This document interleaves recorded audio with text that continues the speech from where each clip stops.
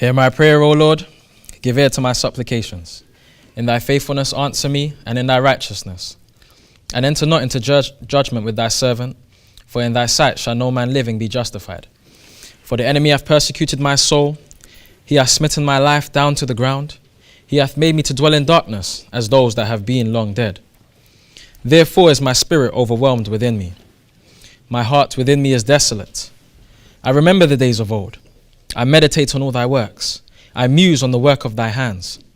I stretch forth my hands unto thee. My soul thirsteth after thee as a thirsty land, Selah. Hear me speedily, O Lord. My spirit faileth. Hide not thy face from me, lest I be like unto them that go down into the pit. Cause me to hear thy loving kindness in the morning, for in thee do I trust. Cause me to know the way wherein I should walk, for I lift up my soul unto thee. Deliver me, O Lord, from mine enemies. I flee unto thee to hide me. Teach me to do thy will, for thou art my God. Thy spirit is good. Lead me into the land of uprightness. Quicken me, O Lord, for thy name's sake. For thy righteousness' sake bring my soul out of trouble, and of thy mercy cut off mine enemies, and destroy all them that afflict my soul, for I am thy servant. Selah and Selah. Amen. Peace and welcome to another Saturday afternoon service with the Israelite Nation Worldwide Ministries. My name is Teacher Jaden and I'm from the UK branch. Happy to be here at headquarters in Toronto, Canada. So for you guys at home, I hope you have a notebook. I hope you have a King James version of the Bible. And I would like you to join me in reading a psalm that I'm going to go to next. And that is Psalms 23.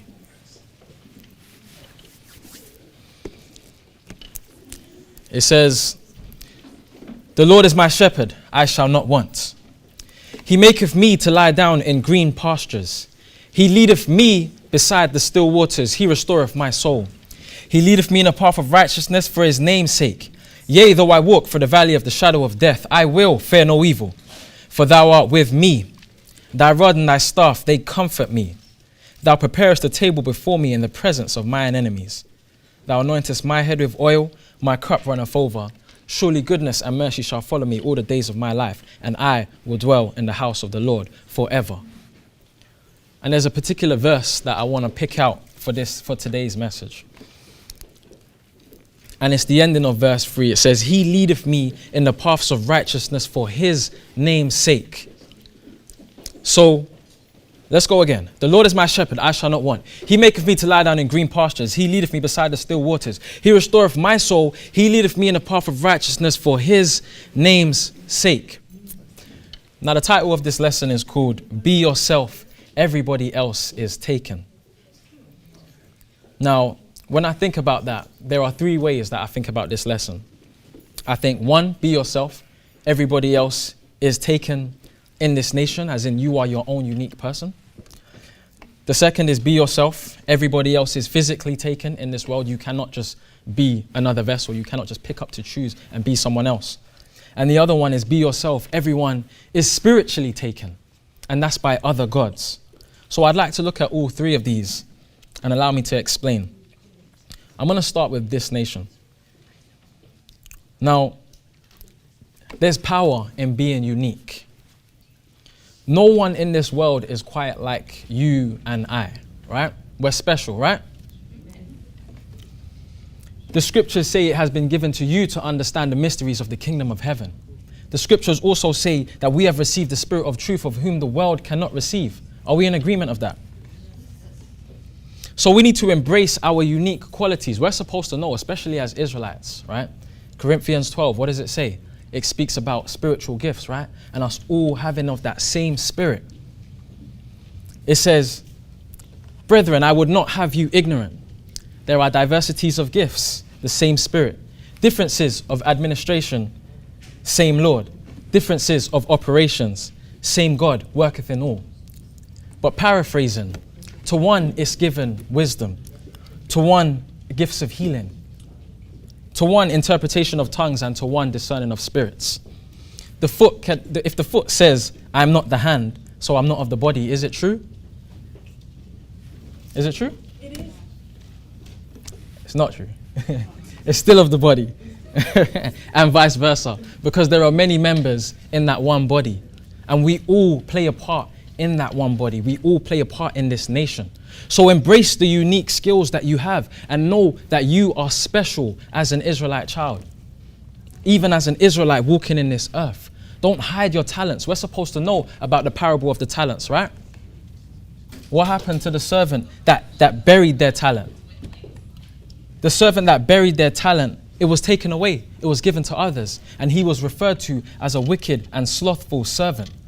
And then he was cast into outer darkness and referred to as an unprofitable servant. Because we need to use our talents to uplift this nation. We get those gifts from that one Spirit to uplift this nation, to uplift our God. So don't hide your talents. We've been given unique gifts so that we can use them. Moving to outside, I would say, or even going back, I would say, use your gifts, and failure to use them, as said in the parable, you will lose them, unfortunately, right? Because we have to use the tools that we've been given to build this nation. Now, moving outside the nation, I would say don't be afraid to stand out. Don't be afraid to be different, or the only one in a room who looks or acts a certain way, who does certain things, because we are Israel. We are made to be different. That is what sets you apart. So be proud of who you are. Embrace your uniqueness as an Israelite, because there is something special about each and every single one of you. You are a peculiar treasure. You are a peculiar treasure above all people in this world. You are a royal priesthood unto this world. And the minute that we realize that is the minute that we start to take our rightful place in this earth and do the things that will push our God's names, right?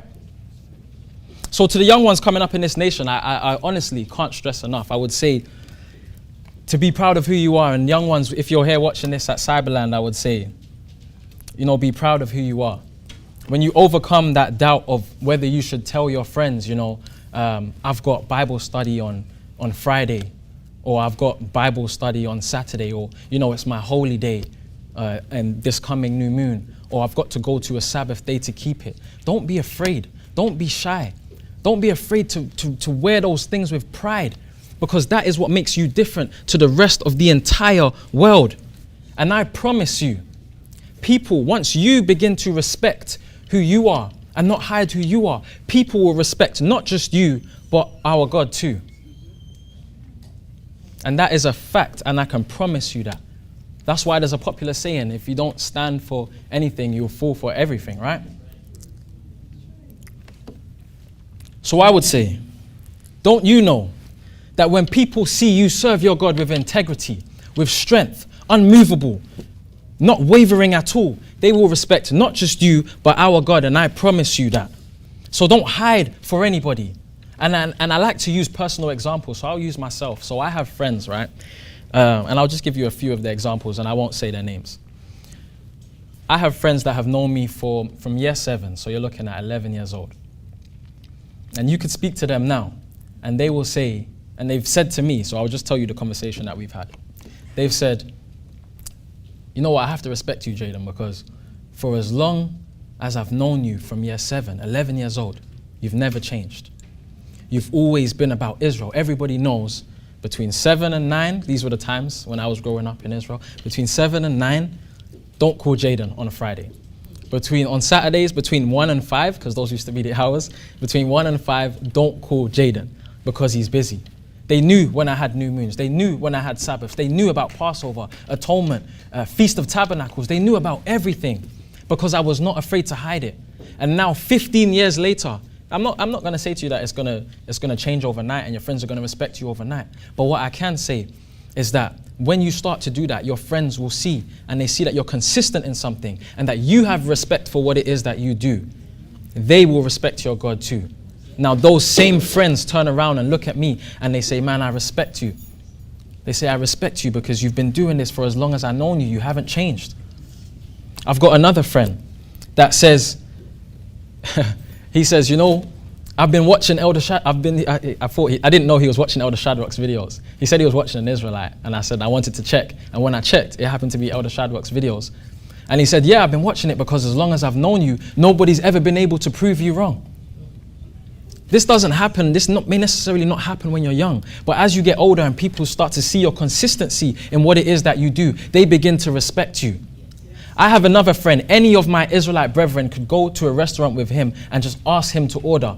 He knows our dietary laws. He knows what we can and can't eat. If he's going to go to the shop, he checks ingredients before he gives it to me, and he will say, oh, you can't eat this one, but you can eat this one, so to speak. And that is because from the beginning of when they've known me, I have never changed. I've been an Israelite, and I'm never going to change. You cannot expect people to respect and even take an interest in you as an Israelite if you don't first start to do that. So never be ashamed of who you are, right? The title of the lesson is Be Yourself. Everybody else is taken. When we look at kings, when we look at, for example, King Solomon, in his younger days, he was himself. So much so that he had wisdom, that he was the wisest king to walk the face of this earth. People was coming out to see, just to speak to him, just to see him in person. The Queen of Sheba came and said, wow, I heard a report in my land that you are wise and you are the wisest king to walk the face of this earth. The things that you say, nobody's heard. But you know what? Now that I've seen it for myself, I can say, wow. You've exceeded my expectations. So blessed be your God. This is an outsider. Blessed be your God, King Solomon, because I can see his blessings through you. I can see his power through how he has blessed you. And we get this from multiple stories that we read in the Bible, right?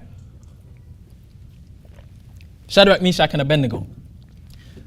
They refused to behave out of their character and give praise to an entity that wasn't our Father. They said, I'm going to be myself. I'm not going to be like everybody else. I'm not going to conform to what you want me to do. I'm going to be myself. I'm going to praise my God. And when you read that story, I'm not going to go into that story because we read those stories a lot. But when you get to the end of that story, look at the outcome. The king said, and I quote, "Blessed be the God of Shadrach, Meshach, and Abednego, who have sent his angels and delivered his servants that trusted in him, and have changed the king's word and yielded their bodies, that they might not serve nor worship any God except their own God." This is a king that made a decree and said, if you don't bow down to me, I'm going to send you to the fiery furnace and you're going to lose your life. They said, no, I'm going to be me. And when our God delivered them, our king said, therefore I make a decree that every people, nation, and language which speak anything amidst the God of Shadrach, Meshach, and Abednego shall be cut in pieces, and their houses shall be made a dunghill, because there is no God, no other God that can deliver after this sort. Amen. You see what happens when you just show some integrity. You see what happens when you decide to be yourself. You see what happens when you decide that you are not going to be like everyone else. You're going to be confident in who you are as a child of Jacob, as a child of Israel. Same story with Daniel and the lion's den. He refused to behave out of character. He refused to be anything other than himself. He refused to not be like everyone else and worship that king. Because we have a God and he sits in heaven and he is the creator of heaven and the earth. And at the end of that story, what did the king say to him? The king wrote unto all people, nations, and languages that dwell in the earth. Let me repeat that. He stayed strong in self. And the king wrote unto all people, nations, and languages that dwell in the earth, saying, peace be multiplied unto you. I make a decree that in every dominion of my kingdom, men tremble and fear before the God of Daniel. For he is the living God and steadfast forever, and his kingdom that which shall not be destroyed, and his dominion shall be even unto the end. He delivereth and rescueth, and he works signs and wonders in heaven and in the earth, who have delivered Daniel from the power of the lions. Amen. Wow. You know, it's different. It's different when your life is at risk, right? To continue to be yourself and not be like everyone else. Now, I know their stories are much more exciting and motivational than mine, but the point still stands. When people see you serve your God with integrity, with respect, unwavering, unmovable. They will respect not just you, but your God too. And I have seen that with my friends. They were delivered. And they said, you know who my God is? They said, you know who my God is? My Lord is the King, and he will deliver me. This race is not for the swift, right? We're supposed to know that, right? Yes. This race is not for the swift. This race is for those who can endure to the end. That's right. These men that I've just read of, even in their last days, even if it was going to be their last days, they refused to serve other kings. They refused to serve others. That is not the God of Abraham, Isaac, and Jacob. They chose to be themselves. They said, I'm not going to be like everyone else. But can you imagine that? Daniel walking over to the lion's den, hearing their roar. Has anybody watched the video on YouTube of hearing a lion's roar? It's not a joke. You know, when the stakes are different, when your life is at risk, when you know that if you don't conform, they're going to kill you. That strikes fear into a man's heart. That's when you really know if this person is going to serve the God of Israel, if this person is going to continue to be themselves, if this person is going to try, or if this person is going to try and be like everyone else. You've got a decision to make. But these guys, these manner of men that I've spoken about, said, I always hit my chest, apologies. Said, I am going to serve the God of Abraham, the God of Isaac, and the God of Jacob in the face of persecution. Look at guys like Stephen. We know about the parable of the sower, right? We know about the parable of the sower? Yes. It says a sower goes forth to sow. And when he's throwing out seeds, some seeds fell by the wayside. Some seeds fell in stony places. Other seeds fell by thorns and they got choked up. And some fell in, and others fell in good ground. Stephen, in the face of persecution, he continued to be himself. He said, I'm not going to be like everybody else. And the seeds that fall by the stony places is the individual is the same as he that heareth the word. Anon with joy he receiveth the word, and this person looks like a superstar. This person looks like a superstar. But he had not rooted himself. So he endured for a while, yeah. He endured for a while and he looked great. But when tribulation, when persecution ariseth, it says by and by, when persecution ariseth because of the word, it says by and by he was offended. And so the sun rises, scorches him, and he is burned. And because he have no roots, he withers away. But that doesn't happen to a man like Stephen. He said, to my last breath, I am going to be myself. I'm not going to be like everyone else. If I don't serve my God, then who will? I think every single one of us need to ask that question. If I don't serve my God, then who will? When you take that story of Stephen, even when you take the prophets of Baal and Elijah, who were the prophets of Baal?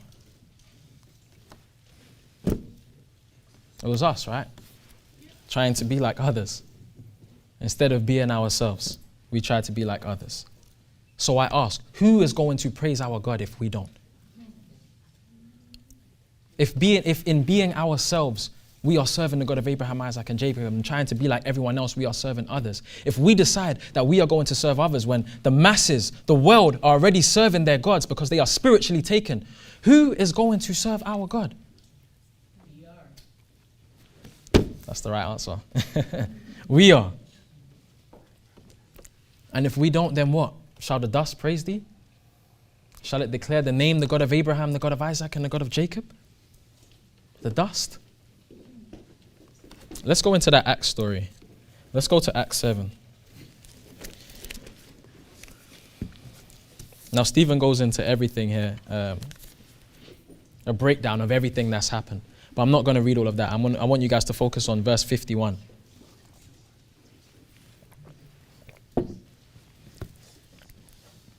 So from Acts 7, verse 51, it says, ye stiff-necked and uncircumcised in hearts and ears, ye do always resist the Holy Ghost. As your fathers did, so do ye. As your fathers decided that they was going to be like everyone else. Be like the Egyptians. Be like all these other nations that we've been enslaved by time after time. That's what our fathers did. And here we have Stephen telling them, ye stiff-necked and uncircumcised in heart and ears, ye do always resist the Holy Ghost, as your fathers did, so do ye. Which of the prophets have not your fathers persecuted? Tell me, which of the prophets have not your fathers persecuted? And they have slain them which showed before of the coming of the just one, of whom ye have been now the betrayed and murderers, who have received the law by the disposition of angels and have not kept it. And when they heard these things, they were cut to the heart. They were cut to the heart. What does that sound like? To me, that sounds like those that were sown on stony places, right?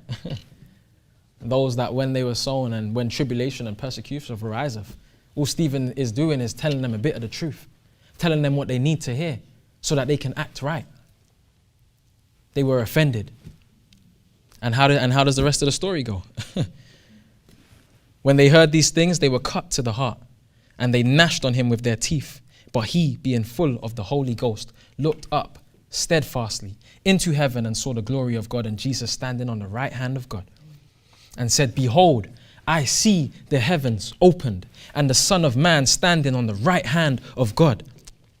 Then they cried out with a loud voice and stopped their ears and ran upon him with one accord. How violent does that sound? They ran upon him with one accord. For what? We're telling them what they needed to hear. Even in his last breath, he said, I'm going to be me, man. I'm not going to be like everyone else. Amen.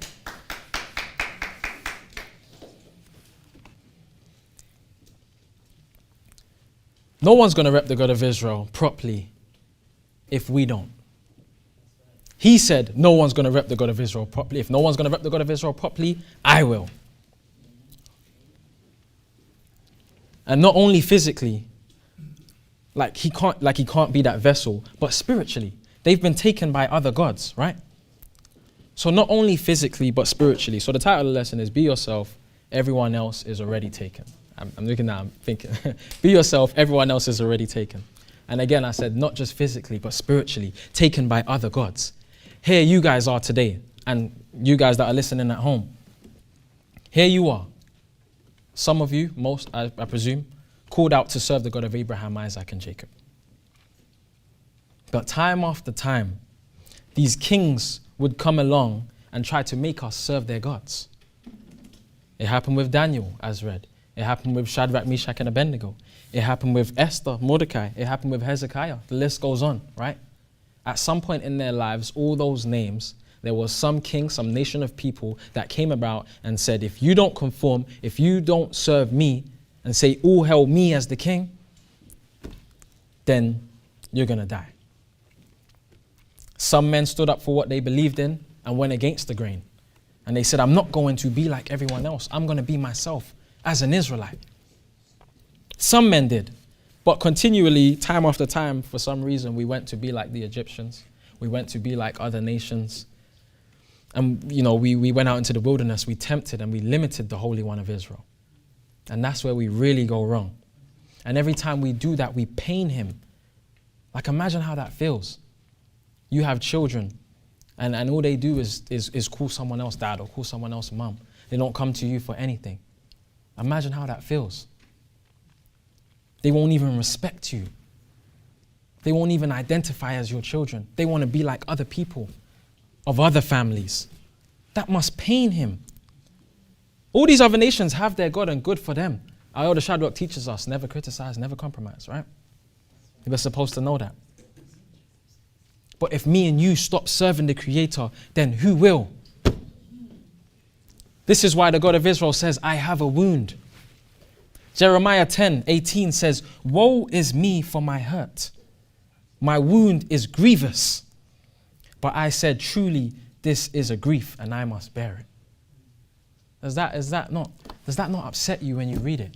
The God of Israel says, I have a wound. Sorry, I can't hit my chest. I need to remember that. The God of Israel says, I have a wound. My wound is grievous. Woe is me for my hurt. But I said, truly this is a grief, and I must bear it. My tabernacle is spoiled, and all my cords are broken. My children are gone forth of me, and they are not. There is none to stretch forth my tent anymore, to set up my curtains. How sad does that sound? There is none to set up my tents, and there is none to stretch forth my tents, and there is none to set up my curtains. Why? Because we've all chosen to leave and be like everyone else and serve their gods instead of being ourselves. It's sad. It's really sad. And it just doesn't make sense to me sometimes, because like even, in Isaiah it says, even the ox knoweth his owner, and the ass his master's crib, but my people doth not know. Israel doth not know. My people do not consider. Even the ox knows where home is, and the ass his master's crib, but we don't. We try to be like Egyptians, Philistines, all these other nations, Girgashites, Parasites, all these other nations that we were enslaved by. We take of them and we try to be like them, like we don't have the richest culture in the entire world. Like we don't serve the God of Abraham, Isaac, and Jacob, he whom created the heavens and the earth. I want to go to Jeremiah 2. Can you guys turn with me there?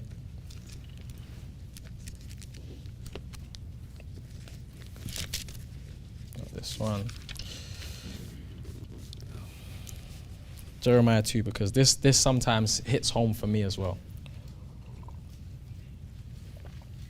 So in the last one, God of Israel says, woe is me for my hurt, and my wound is grievous. This scripture that I'm about to read really upsets me sometimes. And I'm going to go a little off script today because there's just some things in me that I really want to say. So verse 1, it says, moreover, the word of the Lord came to me, saying, go and cry in the airs of Jerusalem, saying, thus saith the Lord, I remember thee, the kindness of thy youth, the love of thine espousals, when thou wentest after me in the wilderness, in a land that was not sown. Israel was holiness unto the Lord, and the first fruits of his increase. All that devour him shall offend. Evil shall come upon them, saith the Lord. And here's the bit I really want you guys to focus on, right? Hear ye the word of the Lord, O house of Jacob, and all the families of the house of Israel. Thus saith the Lord, what iniquity have your fathers found in me? Thus saith the Lord, what iniquity have your fathers found in me?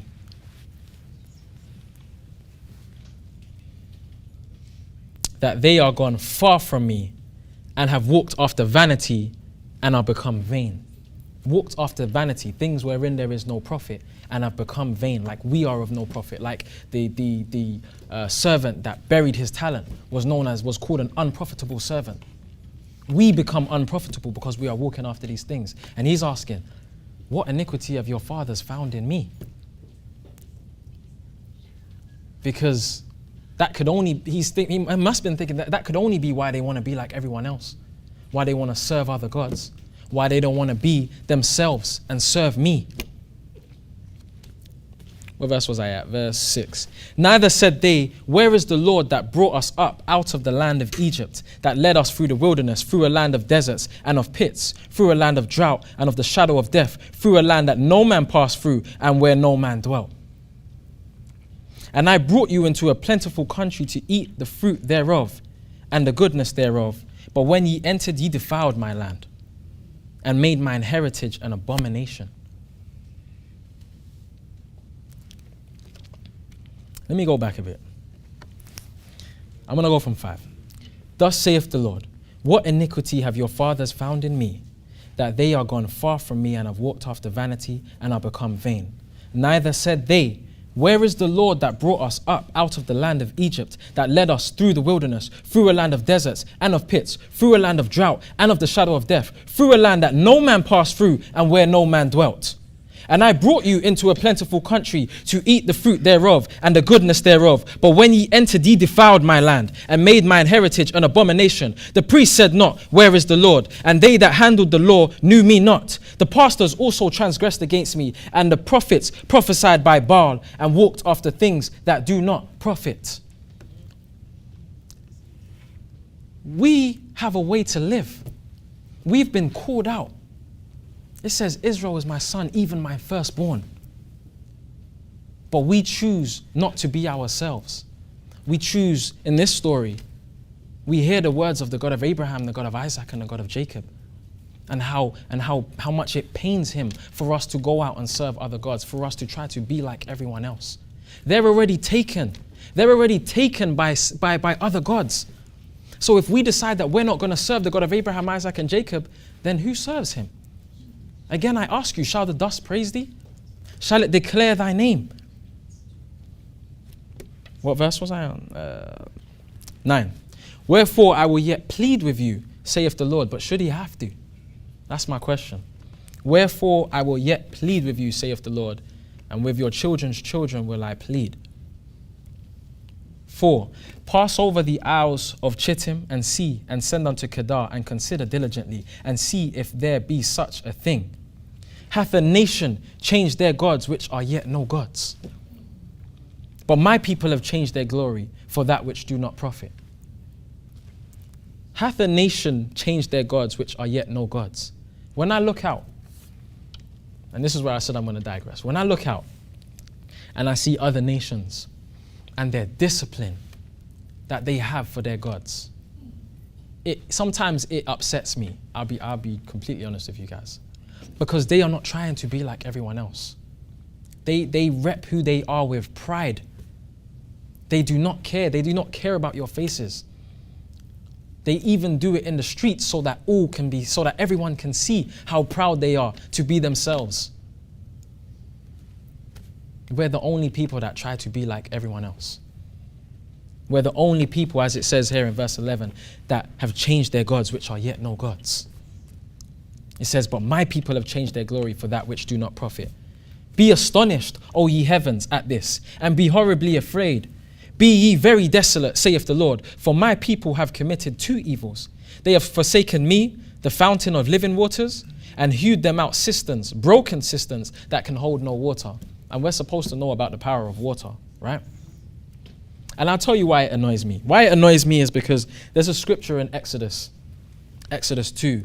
It says that God looked upon the children of Israel and he had respect unto them. That's why it pains me. That's why it annoys me. Because I read scriptures like this, and then when you go back, it says God looked upon the children of Israel and had respect unto them.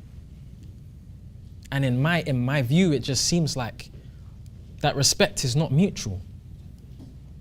And it pains me to say that. It pains me to feel that. Because he made a covenant with us that he will not break. In the book of Isaiah, it says, I am the Lord, that is my name, and my glory will I not give unto another. So he's going to honor that covenant, that promise. He's going to keep us. He's not going to give his glory to another. But yet we try to be like others and go to other nations instead of being ourselves. So then if we do that, who serves the God of Israel? Once upon a time and moving forward, yes, that is how the Gentiles were grafted in, right? To provoke us to emulation and to jealousy. But when I look out nowadays, I drive past here and even in England, and I'm seeing these people and how devout they are to their God. I'm seeing their discipline. They are there hours early, standing outside. They're there every week, week in, week out. They put their all in to build their God's house. And when you drive past and you see the size of their establishments, the size of their buildings, I won't stricken it to a nation. When you see the size of their buildings, I'll keep it inclusive, and you see their emblems at the top, high, so that everyone can see, that's their pride. That's their honor, that's their glory, that's their passion. You watch football matches, you see teams Maybe it's the same with, I believe it's the same with basketball. I'm a football, you guys call it soccer. When you see them play and you hear their national anthem and the camera pans across the screen so that you can see all of their faces, you see them arm in arm, singing.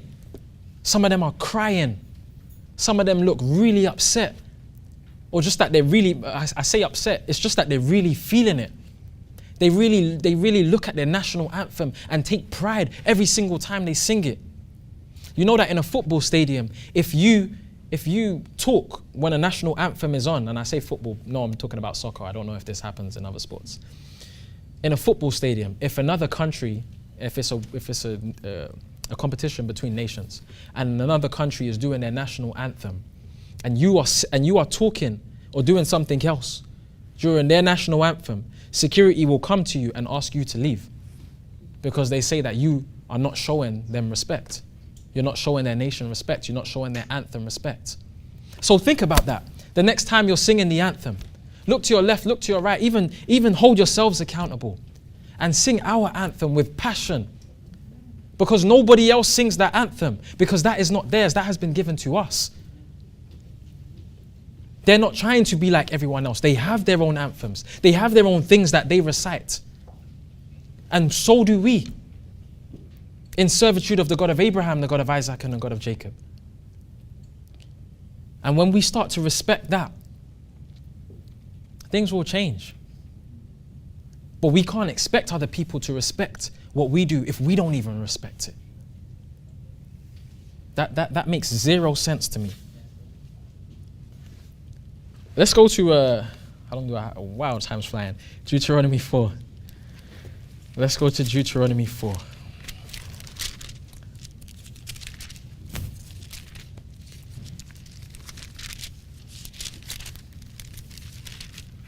And we're going to go from verse 32. Because I want to make a point. See how much I have here to get through. Okay, I'm going to need to get through this a little fast in the interest of time. Deuteronomy 4 verse 32. Okay, let's get into this. For ask now of the days that are past, which were before thee, since the day that God created man upon the earth, and ask from one side of heaven unto the other, whether there has been... Let me stop there. Let me go back. For ask now of the days that are past. I want you to follow me here. I believe I'm on this camera. For ask now of the days that are past, which were before thee, since the day that God created man upon the earth, and ask from one side of heaven unto the other, whether there have been any such thing as great as this great thing is, or have been heard like it. Did ever a people hear the voice of God speaking out of the midst of fire, as thou hast heard, as you have heard? Did ever a people out of the midst of fire, did ever a people hear the voice of God speaking out of the midst of fire, as thou hast heard, and live? Or hath God essayed to go and take him a nation out from the midst of another nation, by temptations, by signs, by wonders, by war, by a mighty hand, and by a stretched out arm, and by great terrors, according to all that the Lord your God did for you in Egypt before your eyes? So go from one side of heaven to the other and ask, has this, which the God of Israel, has the things that you read about when you open up these 66 books of the Bible, has these things ever been done for another nation? When you find out the answer to that question, ask yourself, should I be trying to be myself, or should I be trying to be like everyone else? Because I personally believe that that is a true blessing. 35, unto thee it was showed that thou mightest know that the Lord, he is God, that there is none else beside him. Out of heaven he made thee to hear his voice, that he might instruct thee. And upon earth he showed thee his great fire, and thou heardest his words out of the midst of the fire.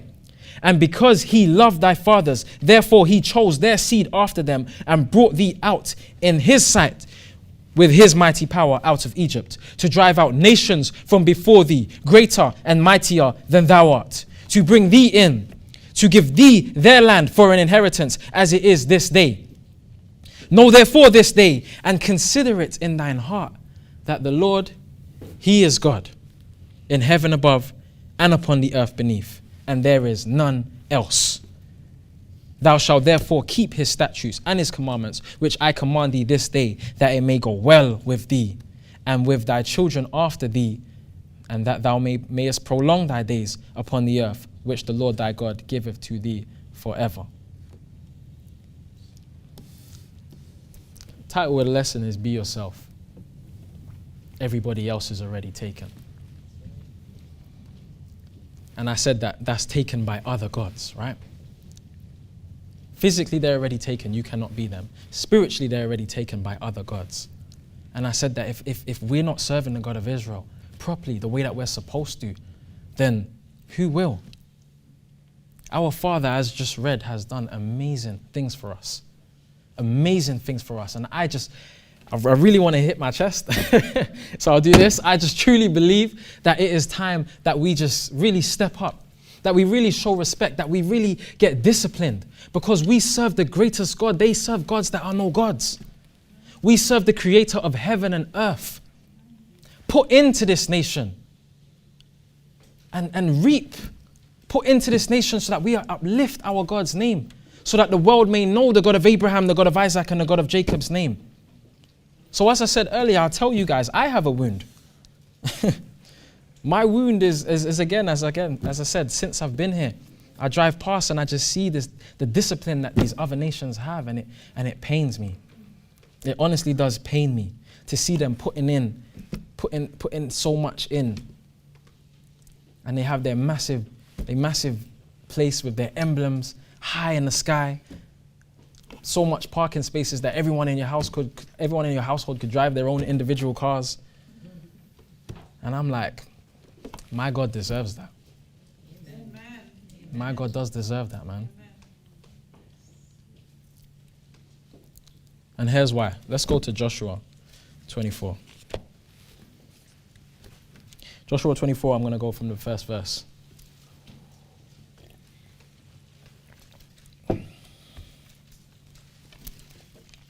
And Joshua gathered all the tribes of Israel to Shechem, and called for the elders of Israel and for their heads and for their judges and for their officers, and they presented themselves before God. And Joshua said unto all the people, Thus saith the Lord God of Israel, Your fathers had dwelt on the other side of the flood in old time, even Terah, the father of Abraham, even the father of Nachor. And some of these names I'm going to butcher, but I'm going to try my best. And they served other gods, right? And I took your father Abraham from the other side of the flood, and led him throughout all the land of Canaan, and multiplied his seed. And I gave him Isaac. And I gave unto Isaac Jacob and Esau. And I gave unto Esau Mount Seir to possess it. But Jacob and his children went down into Egypt. I sent Moses also and Aaron, and I plagued Egypt according to that which I did among them. And afterward I brought you out, and I brought your fathers out of Egypt, and ye came unto the sea. And the Egyptians pursued after your fathers with chariots and horsemen unto the Red Sea. And when they cried unto the Lord, he put a darkness between you and the Egyptians, and brought the sea upon them and covered them. Let me go back. When we cried unto the Lord, he put a darkness between you and the Egyptians, and brought the sea upon them and covered them. And your eyes have seen what I have done in Egypt, and ye dwelt in wilderness for a long season. And we're supposed to know that we teach these things unto our children's children's children, right? So that when we get into those ages, we don't want to be like everyone else, because we know in the days of old, this is what my God did for my forefathers. And this is the same God. He has not changed. We need to read those stories and identify. We need to read those stories and understand that this is not just, a fairy tale in a book. This is something that our Father did for us, did for our forefathers in the days of old. And it's about time that we recognize that. It's about time that we read these stories and really start to place ourselves within the scriptures and bring it to life. Start to understand our brothers and sisters that are written within these pages. It says, verse 8, And I brought you into the land of the Amorites, which dwelt on the other side Jordan. And they fought with you, and I gave them into your hand, that ye might possess their land, and I destroyed them from before you. Then Balak, the son of Zippor, king of Moab, arose and warred against Israel, and sent and called Balaam, the son of Beor, to curse you. But I would not hearken unto Balaam. Therefore he blessed you still. So I delivered you out of his hand. And you went over Jordan and came unto Jericho, and the men of Jericho fought against you, the Amorites and the Perizzites and the Canaanites and the Hittites and the Girgashites, the Hivites and the Jebusites. I delivered them into your hand. And I sent the hornet before you, which drave them out from before you, even the 2 kings of the Amorites, but not with thy sword, nor with thy bow. And I had given you a land for which ye did not labor, and cities which ye built not. And ye dwell in them, of the vineyards and of olive yards, which ye planted not, do you eat. So when you go back to like the parable of the talents and you see it said, well, you know that I reap where I have not sown and I gathered where I have not strawed. So why didn't you give my money to the exchanges so that I could get it back? We need to use our talents as well. Don't just sit here and do nothing. Understand that our God gave us so many blessings. He wants to give you the best. As said in 66 books that Rachel does about opening your mouth wide and I will fill it. You have to open your mouth wide first and then he will fill it. He will do these things for us. He wants to do these things for us. But we have to be ourselves. We cannot be like other people and serve other gods. We have a God to serve. He called us out for a reason. And in you being yourself, that means you serve the God of Abraham, the God of Isaac, and the God of Jacob. Verse 14, now therefore fear the Lord and serve him in sincerity and in truth, and put away the gods of your fathers, and put away the gods which your fathers served on the other side of the flood, and in Egypt, and serve ye the Lord. That just brings us straight back to the lesson of the title. The title of the lesson. Be yourself. Everybody else is already taken. As you can see here from this verse, our forefathers, some of them, served other gods on the other side of that flood. They decided that they were going to be like everyone else. Does that mean that me and you standing here today should be like that too? Or are we supposed to learn from the stories in this book? Are we supposed to learn from our forefathers? The scriptures say a wise man learns from the mistakes of others. We've been given this manual. This manual has everything that we need. Got you. This manual has everything that we need. And it's about time that we serve our God in spirit and in truth. Verse 15 says, and if it seem evil unto you to serve the Lord, choose you this day whom you will serve, whether the gods which your fathers served that were on the other side of the flood, or the gods of the Amorites in whose land ye dwell. But here Joshua is saying, as for me and my house, we will serve the Lord.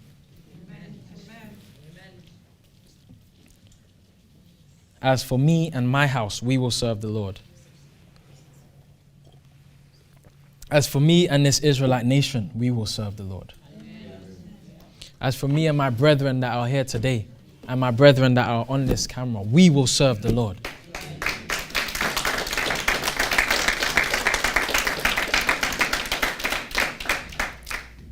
We've been called out. We've been given the spirit of understanding and are here to serve the God of Abraham, the God of Isaac, and the God of Jacob. So I would say don't shy away from being yourself, because you've been given a blessing.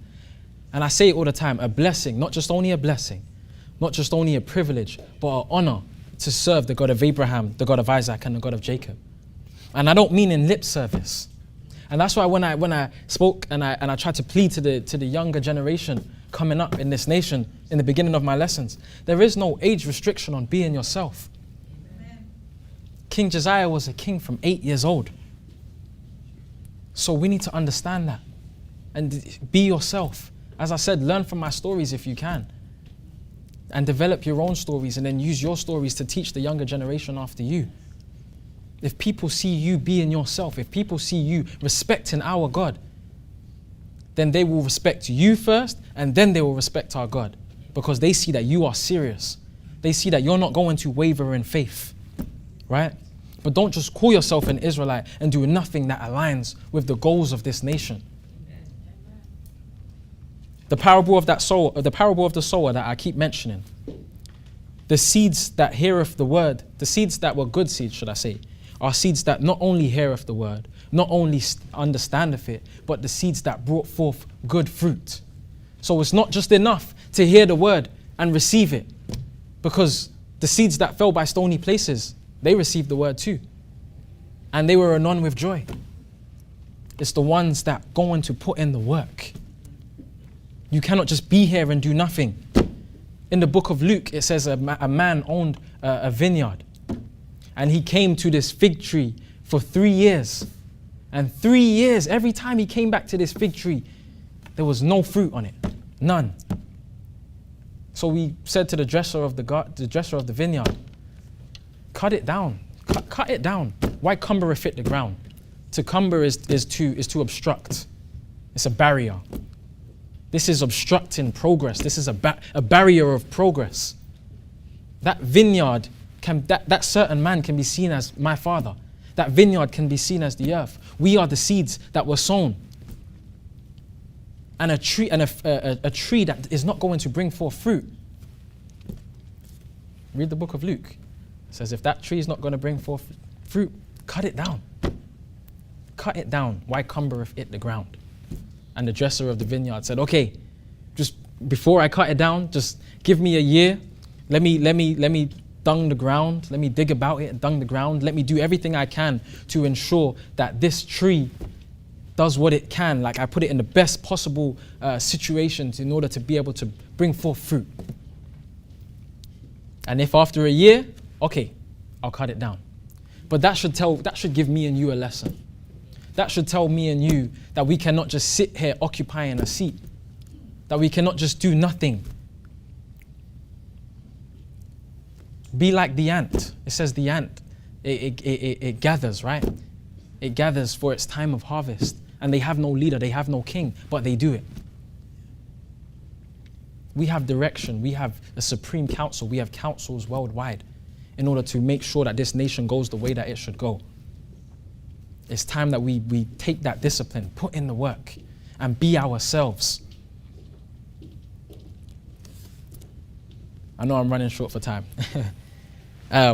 Lastly, I would just say, in the book of John, it says, every branch in me that beareth not the fruit, he taketh away, and every branch that beareth fruit, he purgeth it, that it may bring forth more fruit.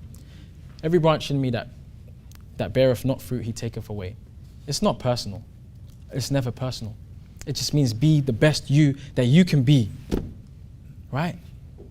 Because, and if you want to take it personal, same thing I said to the guys, I said this in the UK. If you want to take it personal, start a vineyard and set some goals, set some targets that you want to achieve. Get your seeds, sow them. And if you do, or when you do, should I say, get some trees that are not bringing forth fruit, you let me know what you do. Let me know if you keep it there because it looks nice, because it fits in with the garden, because that those trees match the others and they're of the same family. You have targets to hit. The God of Israel has a name that needs to be pushed to the four corners of this earth. So if we're not going to do that, understand your seat will be in question. There's a job that needs to be done. Root it out. Why cumbereth it the ground? Sow another seed.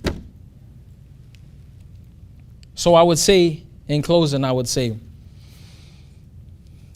what is your gift? What is your talent? Are you a member that contributes? Are you a member that is actively seeking to help push this nation? Are you a member that looks to the Supreme Council or the branches or the nation's overall KPIs? KPIs is key performance indicators, right? Are you a nation that looks to seek what the Supreme Council want to achieve and help push us to get there? And how can you help us get there? How can you help us? Are you a member that looks to say, how can I help give my God the best? How can I help get this building on a mountaintop? How can I help get this nation decked in gold? How can I help turn his house into a house of prayer for all nations? How can I do that? Ask yourself those questions. I read Psalms 23 at the beginning, and I'll close with that. I'll say, the Lord is my shepherd, I shall not want. He maketh me to lie down in green pastures. He leadeth me beside the still waters. He restoreth my soul. He leadeth me in a path of righteousness for his name's sake. And that's the verse that I asked you guys to remember in the beginning. He leadeth me in a path of righteousness for his name's sake. So I'm going to be myself. because everybody else is already taken. They are serving their gods. So if I stop, then that is one less pair of hands that is held up to my Father, uplifting and exalting his holy name, the God of Abraham, the God of Isaac, and the God of Jacob. And I can't let that happen. Amen. So I'm going to be myself.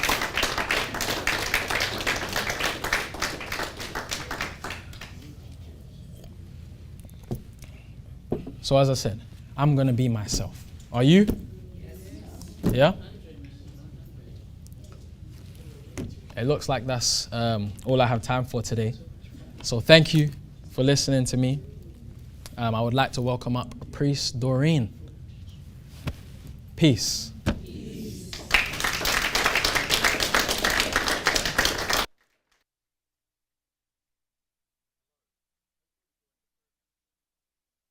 Excited you've joined us for today's event. If this is your first time, please go ahead and hit the subscribe button. And don't forget to click the notification bell to be kept up to date with all the latest news. Also, take a second to like, comment, and share our videos. That's right, like, comment, and share our videos. We would really appreciate that. Also, we are really passionate about sharing our Israelite culture and would welcome your generosity in helping us to reach more people. So please feel free to leave us a donation. If you would like to learn more or are thinking about joining us, then please go ahead and fill out the form in the description box below, and a member of the Welcome Committee will be in contact. Thank you so much for your time, and I leave you with peace, love, truth, prosperity, and power.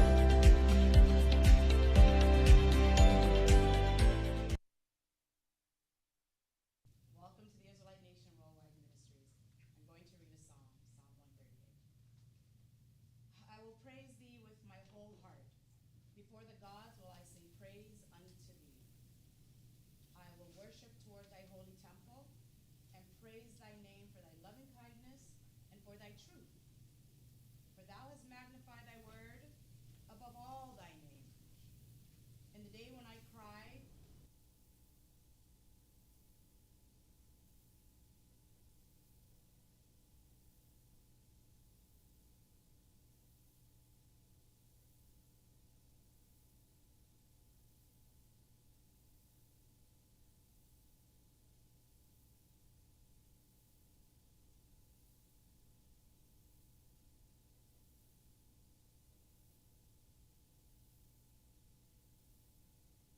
he knoweth afar off.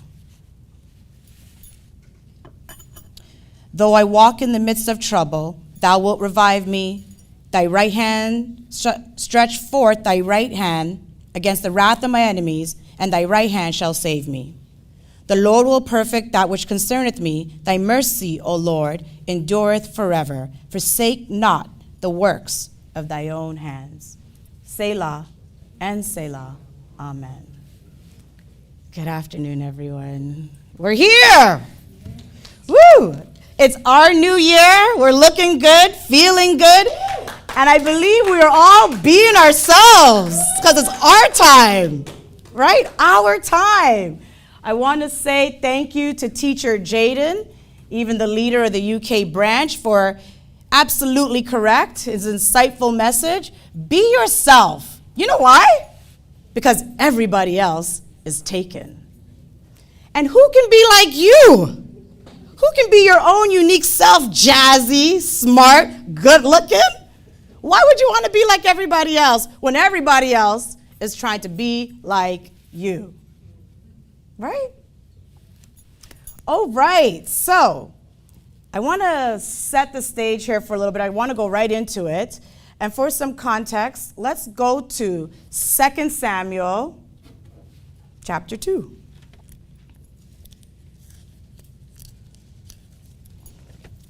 Second Samuel chapter 2. And I'm trying not to go on rants, but sometimes as I was listening to Teacher Jaden speak, it's funny, it's interesting. He talked about Shadrach, Meshach, and Abednego. And for those that are listening for the first time, yes, King Nebuchadnezzar said, by gosh, blessed are they. Your God is truly God. Nothing happened to you, nothing, and you're thinking, he saw this king of Babylon saw what our God did to them. He protected them. The fiery furnace, the lion's den, whatever it is, the kings see it. And they awe and wonderment. Wow, your God did that? Your God protected you? Not a hair was burnt. You weren't eating nothing? Your God must truly be the God, the one and only God. Oh, yes. And yet, and still, what happens? Nebuchadnezzar didn't bow down to worship that God. Nebuchadnezzar didn't say, let me turn now and baptize and serve that God. Nebuchadnezzar just said, oh, wow, interesting, glorified the God, and went right on back in being himself and serving his God and doing his old thing and keeping his old culture. Dedication and commitment. But again, not to take away from Shadrach, Meshach, and Abednego, but you can see how we can inspire, show our power, raise the name of our God so that others can see, yeah, truly your God is God, and accept that. Because our God just wants to be broadcast. He likes when we show him off. You know, he likes to look good. Because you know what? I like to say, if I'm good looking, then he must be good looking. Because after all, we were made in his image and likeness. Were we not? So take pride in that, Israelites. Take pride in being an Israelite. Oh, my goodness. We can all get together here and say that proud and boisterous, and we're together and collective. But when you're at work by yourself or in the schoolyard, what do you do? Do you still shout it from the top of your lungs? I'm not going to do Christmas because I'm an Israelite. I'm sorry, I got to go to the bathroom. Take pride in who you are. Absolutely. Like, oh man, you can be labeled all kinds of things at work when you show up with your, you know, as they say, from in your chest down, your hair. Like, you know, you show up with some bravado and, no, I'm not doing that. Don't call me a Christian. I'm not. I'm an Israelite. And then suddenly they call you problematic. You get all these labels. You're pro-black power. It's like, look, just because I love my people and I love my God and I know who I am, why all these labels? Why you gotta throw the shade on me? I love my community. Now I'm problematic. I'm talking about the scriptures and spreading the truth. I'm problematic.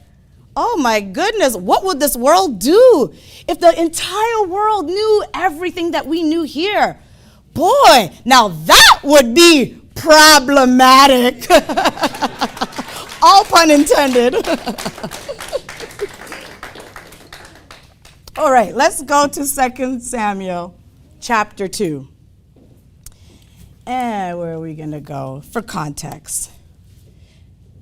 All right. You know, I love our stories. I like to read our stories because the details are in the story and they make me happy and fuzzy because you get to see our culture and everything that we do. So we're in 2 Samuel chapter 2 and we'll start at verse 8. Okay. And this is for context. Yes. All right, I got to watch this microphone. Okay. All right. So, but Abner, the son of Ner, captain of Saul's hosts, took Ishbosheth, the son of Saul, and brought him over to Mahanaim, and made him king over Gilead, and over the Ashurites, and over Jezreel, and over Ephraim, and over Benjamin, and over all Israel. Okay? So right away, from the first verse, we see that, or we learn, the context here is that King Solomon has passed, and now his son will be ruling in his stead. But Abner, who is captain of the host, is doing all this maneuvering, right? He's bringing him to where he needs to be, and everyone on all these tribes are going to look at him and have him rule over Israel. Because in today's terms, Abner would be like the commander-in-chief. Commander-in-chief. I don't know, Andrew, is that like general? The general, yes. The commander-in-chief. And the commander-in-chief is usually that individual that is supposed to make sure that the people, its citizens, its constituents, they regard their safety and their security, right? So it makes sense. In today's world, it's interesting because, the president is also known as commander-in-chief, right? And we know that it's really the army and the navy, the men of war that really protect its people. Funny enough, recently in Canada, who do you think the commander-in-chief is? Any guess, any wild guess? Throw it in the chat if you know. The King Charles III. My goodness, all the way over the pond. Maybe that's why Teacher Jaden is here today. I don't know. But can you imagine this individual feels that our lives, everything we do is in the stake of his hands? That's a scary thought. Scary thought. But if we bethink of ourselves and realize who we are, then there's nothing to fear. Absolutely nothing to fear. All right, so Abner, yes, is Saul's cousin, right? He's Saul's cousin. And we first learn about him when he had to go fetch David, when David had to kill Goliath. All right, so let's continue reading. And where was I? Verse 9? Verse 10. Ishbosheth, Saul's son, was 40 years old when he began to reign over Israel and reigned 2 years. But the house of Judah followed David. Okay. Oh, goodness. There we go. Okay, I think we're on the right track. So, the house of David. So, what we see here now, a clear divide. Our people in division. What's up with us? Solomon just dies. We had just had this, our King Solomon, the palace, the glory. Teacher Jaden talked about Queen of Sheba traveling all the way to see King Solomon and all of the glory, and even the servants arrayed in fine apparel and all of his wisdom. There was peace in the land for all the time that Solomon reigned. And the minute he dies, we now have even this division. Who's going to be king? Who wants to be king? And I'm going to take the throne. So we see this divide. We see Abner doing his political moves and what the rightful person should be. Because in his mind, think about it today. The rightful person should be the son of the king. Right? Today's you would say that today. I mean, I don't want to put any other, philosophies that are out there, but there's a great divide, right? With the Shuites and all of them, who should be and who should be appointed. So you have him saying this is the right person that should be king. It's his son. He's heir to the throne. He's heir to the throne. And then you have David and all that followed David. David king over Judah. So now you see the tribes separating. Certain tribes following after Ishbosheth and certain tribes following after David. Someone said I love talking about this period of our history, because I do. I like it because it shows our behavior. All right, so now we're getting into this. And the time that David was king in Hebron over the house of Judah was 7 years and 6 months. And Abner the son of Ner and the servants of Ishbosheth the son of Saul went out from Mahanaim to Gibeon, and Joab the son of Zeruiah and the servants of David went out and met together by the pool of Gibeon on a cool afternoon. That's what I like to see. And they sat down, the one on the one side of the pool and the other on the other side of the pool. And Abner said, can you imagine these warriors? These are not just simple men. These are not simpletons. These are men of valor, right? You see them, you're arrayed in there. Oh my goodness. So here's Abner over here and his guys, and David over here and his guys. And Joab, and Abner says to Joab, let the young men now arise and play before us. And Joab said, let them arise. Oh, the macho-ness of men. I love that about men being men. Yes. Give it to me. Yes. What? So you think your guys can test my guys? Let them squabble for a bit. Okay.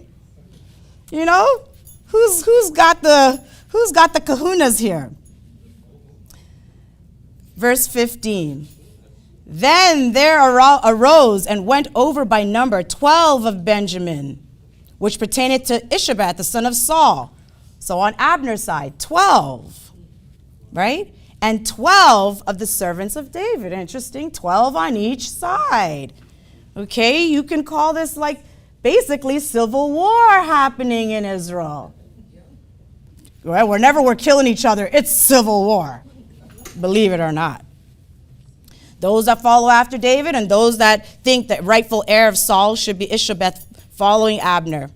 Now they're going to have this play fight, so to speak.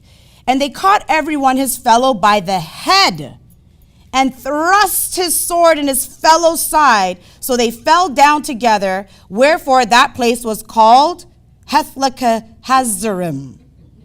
Say that 3 times. Which is in Gibeon. And there was a very sore battle that day. And Abner was beaten, and the men of Israel before the servants of David. And there were 3 sons of Zeruiah. Okay, I'm going to stop there for a second. Civil war. Never good when we are fighting and killing each other. Grab them by the head. These are warriors. Grabbed by the head and thrust in the side. That's gruesome, painful, ugly, awful. And I have to say, like, I'm glad I personally was not raised in these times. I'm really happy because, you know, when I read back in this era of time or watch era movies of this time, why is it the medieval times and Gladiator and everything? Why do their games always end up in death? I don't understand how that's a game. Can somebody tell me? I'm used to winners and losers. Failures just go home and cry and live another day to fight again, so to speak. But in this time, you play a game, you're playing with your life, literally. I don't understand it. So this just only lets you know you always have to be prepared, always sharpening, always skillful, because at any given moment, you could be playing a game and very well be playing with your very own life. My goodness. So, here is the battle. And there were 3 sons of Zeruiah. There, Joab and Abishai and Asahel. And Asahel was as light of foot as a wild roe. Oh, right. So Zeruiah has 3 sons, all brothers. All these brothers are warriors. Man, I wonder why you feel like a mother when all your sons are warriors. When you look out there like, those are my boys. Yeah. My soldiers. See them? Yeah, that one, he's real good. That one. The oldest one? Yes, the younger one, they all try to be like the older one. But all of our boys. But it says the youngest of them all, Asahel, was as light of foot as a wild roe. What's a wild roe? A deer. Like a deer, a gazelle. A gazelle known for speed. Looks like a deer, family of goats. I heard it said faster than Usain Bolt. Faster than lightning. So he's fast, quick on his feet. I could imagine if you're a soldier, you have to be quick on your feet, right? Quick on your feet. I hope that matches quick thinking. I don't know if the two go together. I'm not sure. I'm not a runner. I couldn't tell you. Usually not, I heard. Verse 19. And Asahel pursued after Abner, and in going, he turned not to the right hand, nor to the left from following Abner. Again, Abner is the host, the captain of the hosts of Israel. This is basically like the commander-in-chief. I would imagine he's a great, skillful warrior, right? To have the people's lives in your hand with safety and security and protection, you got to be not just good physically, not just fit physically, but warrior-minded, calculated, just really understanding how to be in terms of saving the people are protecting the people. So the youngest of the brother is chasing this man, Abner. And without falling or just being distracted, no, I'm going after him, I want him. Then Abner looked behind him, and said, wait a minute, art thou Asahel? Why are you following me, bro? And he answered, I am. Yeah, that is I. That's how they say it. And Abner said to him, look, man, turn thee aside to thy right hand or to thy left hand, and lay thee hold on one of the young men, and take thee his armor. But Asahel would not turn aside from following of him. You look, little kid, little boy, why are you following me? You see separation in age. Here's this wisdom setting in. Look, don't follow me, little boy. Go find some other little boy that you can go and beat up and take their armor. Don't come chasing me. You don't know what you're asking for. I may look old, but I still have some skill in me. And Abner said again to Asahel, turn thee aside from following me. Wherefore should I smite thee to the ground? How then should I hold up my face to Joab thy brother? Look, little boy, didn't I tell you to stop? Stop following me. Why are you chasing me? If I do something to you, if I only turn around and do something to you, then I'm going to have to face a real warrior, your older brother. So leave me alone. Howbeit, Asahel refused to turn aside.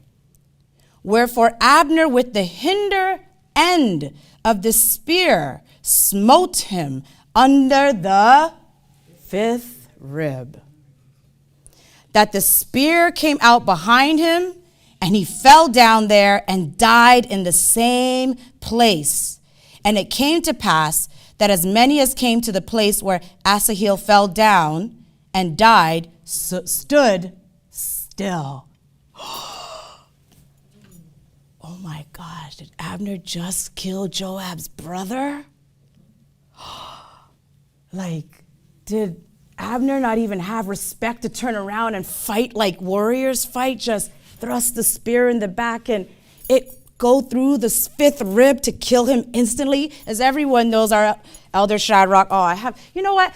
One thing I love about being here today is that I am here at the Israelite Nation Worldwide Ministries on a beautiful summer day with my brethren. I'm happy to be an Israelite, and I'm so happy that my master teacher is Elder Shadrach.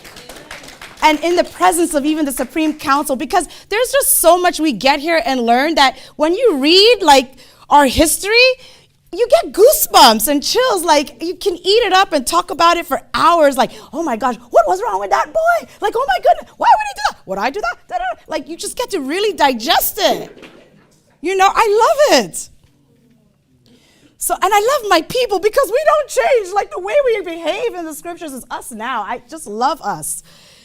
And he fell down. All my people came and looked and stood, the warriors still, and saw, my gosh, Abner, the real general here, just killed Joab's brother, the younger one. Joab also and Abishai pursued after Abner, and the sun went down when they were come to the hill of Ammah that lieth before Giah by the way of the wilderness of Gibeon. And the children of Benjamin gathered themselves together after Abner and became one troop. Oh, we really divided now. And stood on the top of a hill. Then Abner called to Joab and said, come on, man. Shall the sword devour forever? Are we just going to keep killing each other? Knowest thou not that it will be bitterness in the latter end? How long shall it be then? Ere thou bid the people return from following their brethren. Like, let's stop this. Stop chasing us. Like, let's stop this madness. And Joab said, as God liveth, unless thou hadst spoken, surely then in the morning the people had gone up, everyone from following his brother. So Joab blew a trumpet, the ram's horn, yes. And all the people stood still and pursued after Israel no more, neither fought they anymore. Oh, the chase, the battle was hot. And Abner, again, the wise one, look, we're going to keep doing this. It's just going to get worse and worse. More of our people's going to die. And Joab found himself, hey, amongst all the witnesses, okay, we'll stop. I'll blow the ram's horn, we'll stop. By morning, everyone will be back wherever they were. But what I want to do here is focus in on Asahel. I don't know if that thinking of him as a young man is far-fetched. No, really think about this. I used to watch a lot of boxing. I think when I was little, surprisingly. Why would I watch boxing as a child? I don't get it. Maybe my father, I don't know. But to a lot of the thought process today is in order to be the best, you have to beat the best. And this is in boxing, right? Like to become the world champion, you have to beat the current world champion in order to gain the world title. Is that right, fellas? I hope I'm right there. And I think about Asahel in the sense of, be yourself because everybody else is taken. Like this young lad is, and Abner is warning you and saying, don't be stubborn. You will get here in due time. Don't be stubborn. You'll get here in due time. Be humble, practice, learn. He was stubborn in the sense of thinking, let me put this into words. As a young person, you're going after the best. Did you practice enough? Did you know that this was going to happen? And you say, you didn't, really, because in his ultimate end was his demise, right? But it's really not a wrongful thought to want to be the best, but it takes time, humility, practice, strength, all of that stuff. And I feel like with Asahel, he did it for selfish reasons. When you're a soldier, to earn the stripes, I guess I'm staying with the army thing today. To earn your stripes and badges, you got to kill and do all of this. Was he in his young mind thinking, well, I'm going to go after Abner? Because if I go after Abner, everyone is going to praise me, and I will get the glory, and everyone will be like, oh, that young boy killed the warrior. A selfish thought for selfish gain. And unfortunately, he lost his life. And so it has set the divide even more, because at this time, Abner and David, yes, they were at odds, but politically behind the scenes, they were going to work together and bring the people, and Abner was going to do things to bring the people back together unto David, but you can read that at a later time, and that's for another lesson. This here right now is I wanted to focus in on Asahel. And I want to talk about with Asahel, with David, you can be a young lad, but it's the experience. Because remember with David was a young lad, but what did he do? Before he went to slew or get the head of the Philistine, that Goliath, he was able to walk up and talk and say to King Saul and to everybody, what are you talking about? What are you talking about? I come to kill this man in the name of my God. Do you know what I've done? I have killed a bear and a lion. I slew them with my bare hands. That gives you the umph to be like, yeah, I can talk my talk and walk my walk and put it out that way. Because I have done it. I've been there. I know what I'm talking about.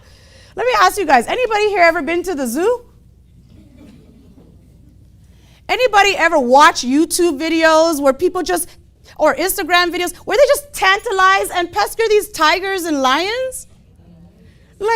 I don't understand it. And people pay money to even go stick their head in a tiger or a lion's mouth. The madness of us, the madness of people. I don't want to say us, the madness of people, the madness of you. Because I'm not doing that. With a snap, that lion will just crick your neck and you're dead. That's it for you. You ever go to I've been to the Toronto Zoo. You go in, you look at the lion. Well, do they have lions there? They do, right? Because some zoos, like the New York Bronx Zoo, doesn't have lions. Weird. But you go and you see the lion sitting there all tame with the mane. And Teacher Jaden talked about the lion's roar, and you can hear, and you're like, oh my gosh. And you know, like, man, if I ever drop in that cage, that's it for me. Let me just stand more, 12 feet back.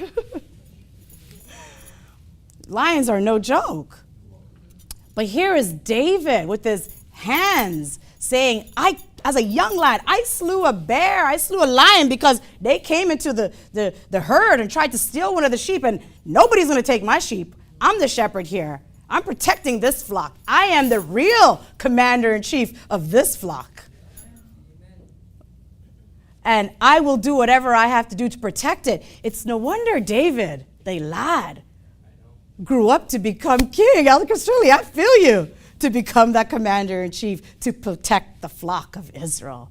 Oh, I love it. When you read through the scriptures of because of my servant David, because I have anointed him, everything goes back because of where this young man's heart is. The protection.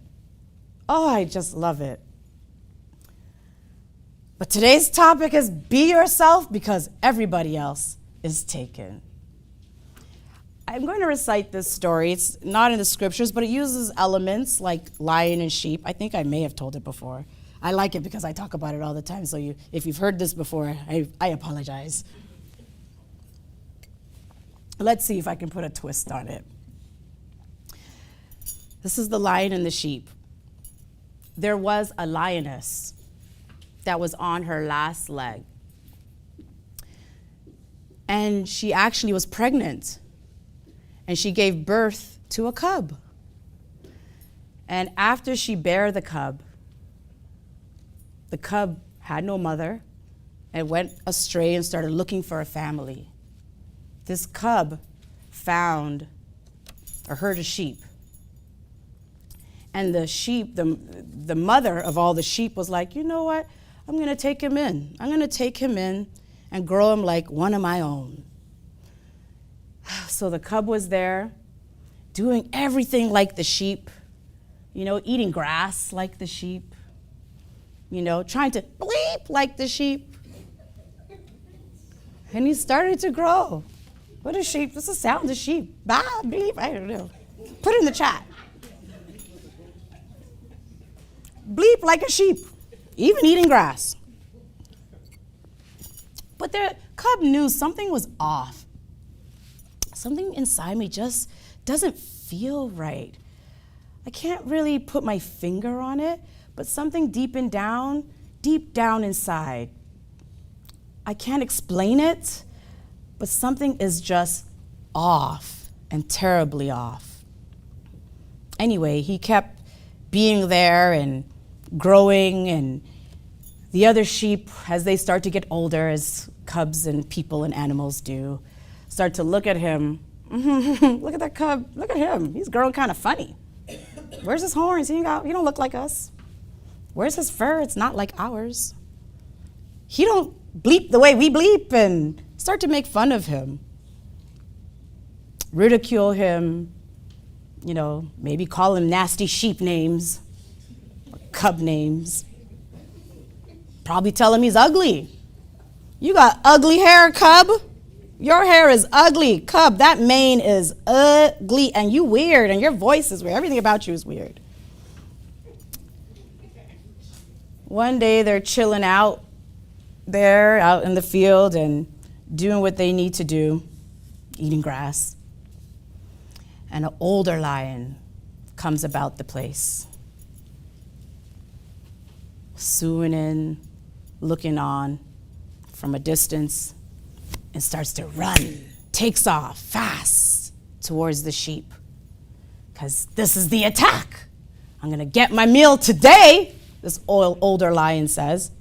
And as he's in his mode and running, and I'm going to get one of these. I'm hungry. I need to eat. I need to eat and be full for a week.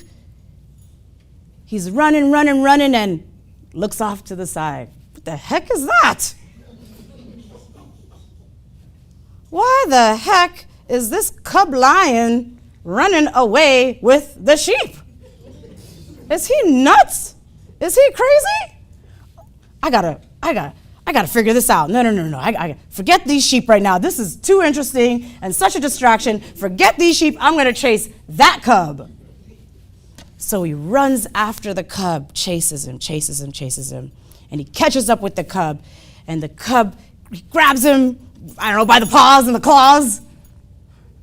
And the cub says, "Oh my God, please don't eat me! Don't eat me, lion! Don't eat me! Oh my gosh, don't eat me!" And he basks like a sheep. And the older lion says, "Oh, what the heck is going on here? Are you crazy? Why are you running away from me with the sheep? We should be running after the sheep together. They should be afraid of us." And the young cub goes, "No, I'm a sheep. What are you talking about? Blah."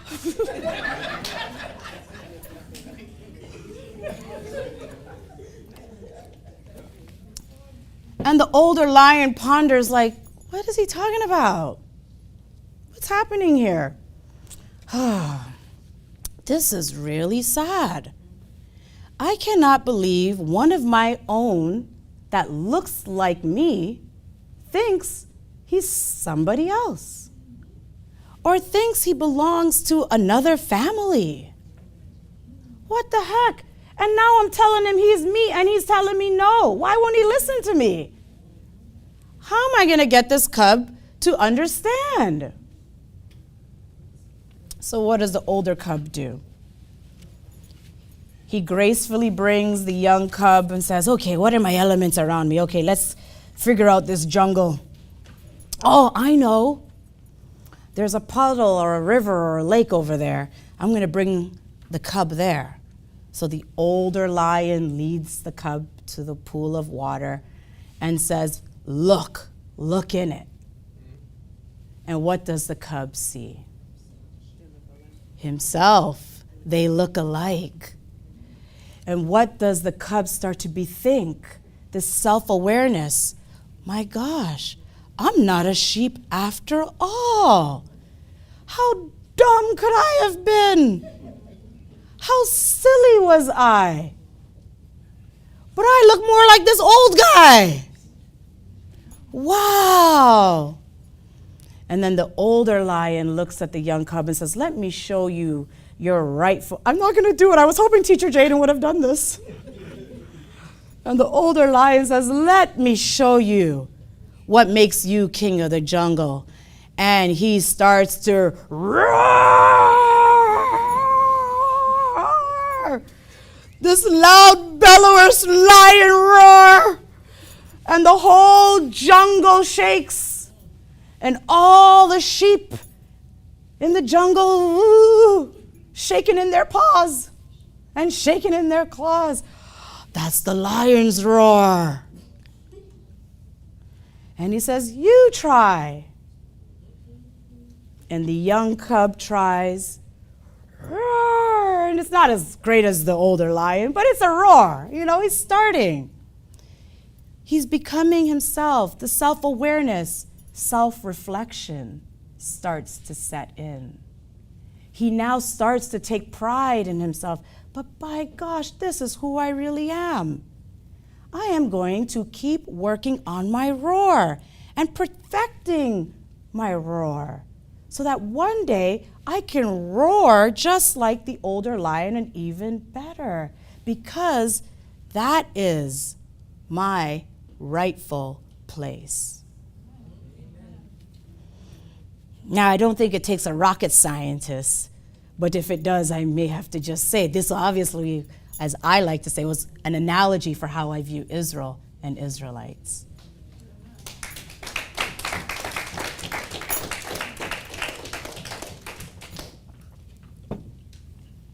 You've been beaten, called ugly, your nose, everything, your hair. You know, you've shied away, and I'm I don't know. It's a big debate. I really don't. In my own thoughts, I think about my mind, the neighborhood of my mind at night is crazy. The things I think about sometimes. You know, I wonder about, I like to do comparison, contrast and compare, contrast and compare. And I think about our young people today. And it is said by many that Some adults say, look, the young people today have it a lot harder than young people of yesteryear. And yesteryear, and yesteryear, and yesteryear. For me, I feel like, the principles stay the same. The tools may change. Fine, we had technology, they had spears. I don't know, do you want to play a game and die? Or look on social media and that gets you depressed and now you have mental illness or your mental health is at whack. Like, pressure is always the same no matter what era you live in. That's a fact of life, young people. That is a fact of life, and I hate to break it to you, young people, it's not going anywhere. And when I read the scriptures, my instruction manual, from Genesis to Revelations, every time there was no pressure, it was always to our family's demise. We did great, we lived great. Oh, things were great for 40 years. The young generation didn't carry on the traditions, didn't carry on the culture, didn't carry on the customs. Boom, back into slavery.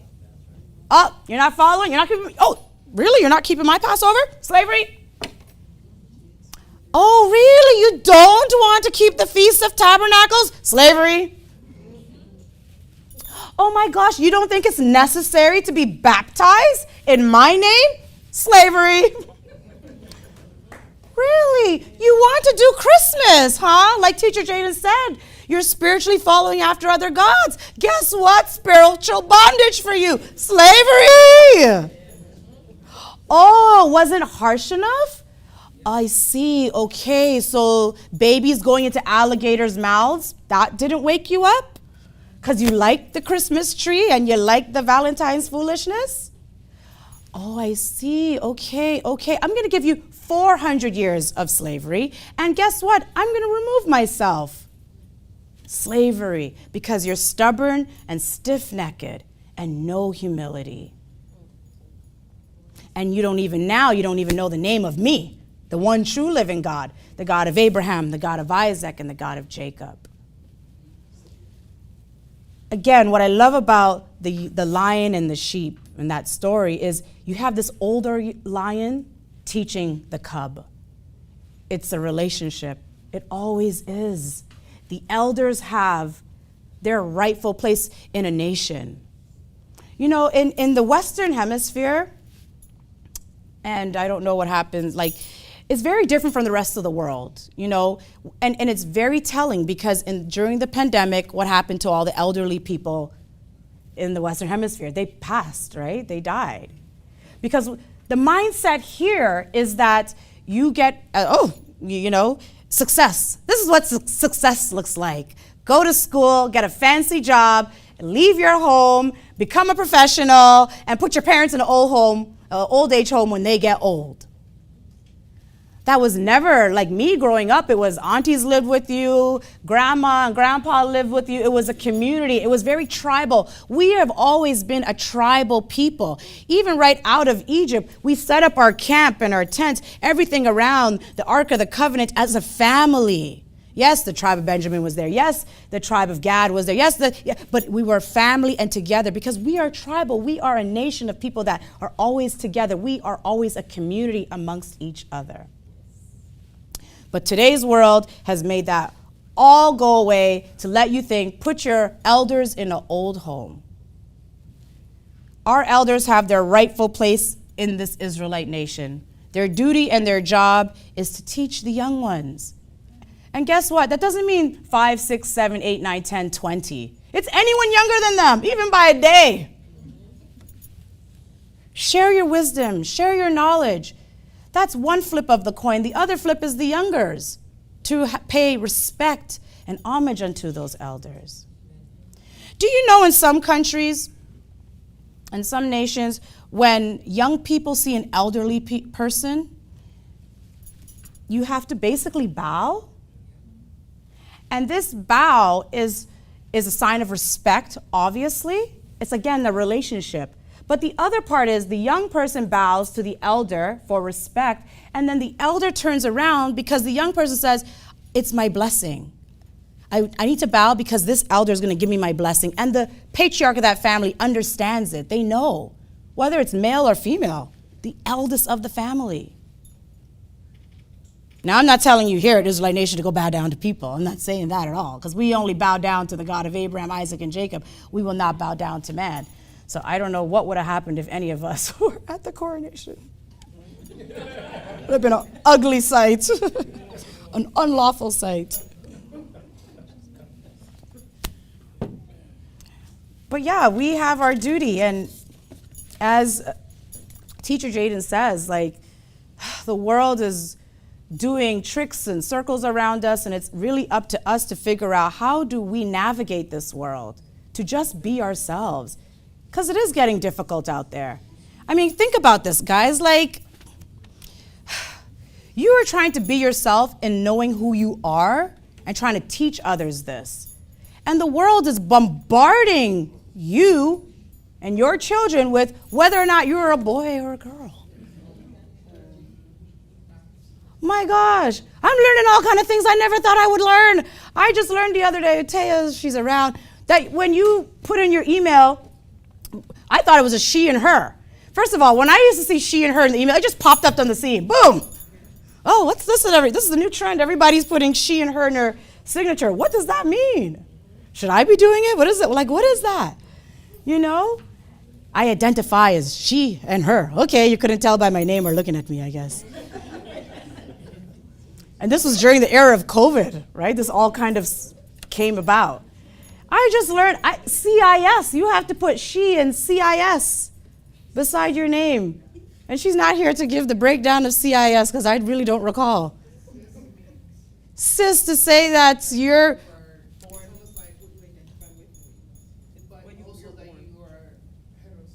Yeah. Like, why do you need to know my sexual orientation? What is that your business? Because if I was a they, then you would need to address me as a they. But I don't care what you want to do in your personal life. Do what you need to do for you that makes you happy. So I thought to myself, in this day and age in 2023, since everyone wants to identify, what if I put in my signature, Doreen-Israelite? Yeah? Can we start that trend? Mr. I see that? I'm okay. Or would that be too problematic? Oh, man. I tell you, the world is getting crazier and I don't know. I keep thinking, can it get any more crazier than this? Oh, everybody just wants everything and everything. My goodness. Oh, boy. Let's go to Psalms 1. One of our favorites here. We should all know this off by heart. Blessed is the man that walketh not in the counsel of the ungodly. Blessed is that man. Happy is that man, right? Happy is that man that he speaks happiness. Being around him is happy. He's just joyous. Like, you ever go around somewhere, oh, Lord, my spirit can't take that. No, that one too miserable. I can't. You know? But when you see happy people, you want to be around happy, right? You want to be attracted. I want some of that happiness in my life.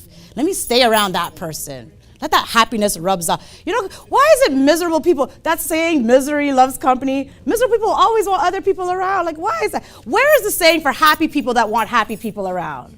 Where is that saying? So blessed is the man that walks not in the counsel of the ungodly. The ungodly, believe it or not, have their own counsel, right? So we don't walk in that path or in that counsel. We will not walk in it. Nor standeth in the way of sinners, nor sit in the seat of the scornful. Because sinners, as we know, you can only be a sinner if what? You know the law, right? You transgress the law. Wages of sin is death, because you know the law. You understand it. You are the sinner. So you don't get in the way of them, nor sit in the seat of the scornful. You don't want to be on that path. You don't want to be in the seat of the scornful, criticizing and doing what people do, criticizing God's people. You know, just some people never have something nice to say. Like, find a compliment. Contribute in a positive way. be around the righteous people. Like, you know what I mean? But his delight is in the law of the Lord. This man, his delight is in the law of the Lord. He's happy. He delights in the Lord. In the law of the Lord, and in his law does he meditate day and night. He's excited by truth. He's excited by the word. He's excited by righteousness. He's so excited about this word and this truth that he meditates on it day and night. Like, he just can't get enough of this God and this truth, this great God of Abraham, Isaac, and Jacob. Man, I love talking about my God. It excites me. It's not a burden. It's not a bother. And he, this happy, blessed man, he shall be like a tree. Teacher Jaden talked about the fig tree earlier, bearing no fruit. But this blessed, happy man that is excited by the law, that meditates on the law day and night, is like a tree that is planted by the rivers of water. And we as Israelites know water, said earlier too, is a powerful source for us, even the living waters. So his roots get nurtured by that water. His roots are set in the soil. It's being nurtured daily, night and day. It's taken deep root and deep soil. You know, it's interesting because, and I'm going to keep talking about Toronto, Canada, because that's where I am, here at headquarters. Hey. For the last 2 weeks, it rained. Like, my goodness, every day was rain and everybody was complaining about the rain. Every day it rained, and all I kept thinking was, well, you know, if it didn't rain, our crops wouldn't grow, right? There'd be no food. Like, one year, I think the farmers complained about it being a drought, and I was like, oh my gosh, are we going into famine? You know, but it rained so much for about, 2 weeks? Day and night, 2 weeks? My goodness, you think it was going to rain for about 40 days? No. But it rained for 2 weeks straight. And then, right after our New Year's season, right after it rained, the sunshine came out. And I'm driving or I'm walking and you hear the birds chirping. And I looked at my tree in the front lawn and I was like, wow, not only have some of these budded, they've actually just spread out. They flourished. The flowers bloomed. Like, after 2 weeks, I woke up, oh my gosh, there's flowers. When did that happen? And it's beautiful. The colors are Elder Elvis, man. He knows all the flowers. I love me some Elder Elvis. Got a green thumb, let me tell you. Just could name out all the flowers and how bright and beautiful they are and just luscious, and the colors of the tree is green and plush. Just gorgeous to look at after the rain. We're not going to talk about the pollen. That's a different story. We're going to enjoy the colors that we see in what our God creates. So the planted by the rivers of water that bringeth forth his fruit in his season. It says in Galatians 5, but the fruit of the Spirit is love, joy, peace, long-suffering, gentleness, goodness, faith. Bringing all this good fruit. And you read that and you're like, wait a minute, long-suffering? Why you always stop at the negative? Like, oh, who said long-suffering? I heard it in the crowd. We always look for that one little, oh, wait a minute. Joy, peace, love, and long-suffering? Because even for this tree to take deep root in the soil planted by the water, there are seasons, a time and place for everything. It had to withstand the winter season, the cold. I don't know, was there a hurricane or tornado? Look at Alberta, there's fires, all the trees. It had to withstand so many seasons to get to where it's at, the long suffering. The long suffering so that it can finally sprout and bear its leaf and all its glory, even its good fruit. If you haven't figured out by now, this blessed man, it's a metaphor. This man can bear his fruits. Where was I here? In his season, yeah, coming into yourself. Fruit in its season. It says in John chapter 15, I am the vine. It's funny because Teacher Jaden mentioned John earlier. I'm like, wow, one accord. I love when the Spirit does that. I am the vine, ye are the branches. He that abideth in me, and I in him, the same bringeth forth much fruit. For without me, ye can do nothing. So this tree that came into itself, planted by water and its source of water, has to recognize it can't bear its branches and its leaves can't do anything. It can't withstand the hardships in life and the changing of seasons without even the greatest God that created heaven and earth.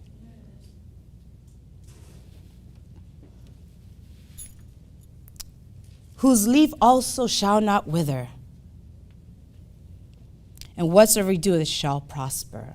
Because when the God of Israel, when the God of Abraham, Isaac, and Jacob is with you, who can be against you? You can do all things through Christ. Nothing could happen. Your leaves aren't going to, in an instant dry up and be brown and all of that. Whatever it is, even if they do, the God of Israel is with you. You can make it happen. What is that popular phrase? I always see, boy, people love to take our scripture and just make them into like little memes and stuff. No weapons shall be formed against thee and all this stuff. Only the God of Abraham, Isaac, and Jacob can prosper thy way. So long as you're rooted in his truth with his family, serving him with his family, keeping all his commandments, all his laws. But this really only happens through time, doesn't it? I don't know, I think this is where, okay, I hope I don't rant on this because I don't want to offend. Maybe I do. But, it's, oh, boy, should I tread lightly? I don't know. I'll take it this way. You talk to your family. You buy the 50 million Truth, the Lie, and the Bible, the Forgotten Israelites, the Israelites and the Damned, the Spirit of Egypt in America, and you buy a bunch of them and you give them out to everybody. If you have any questions, call me. If you have any questions, call me. Any questions, call me. Okay, you got it? You read it? Oh my gosh, Jareen, I read that book, The Truth, the Lie, and the Bible. Wow, my gosh. And you know what I did? I went back and I asked my pastor.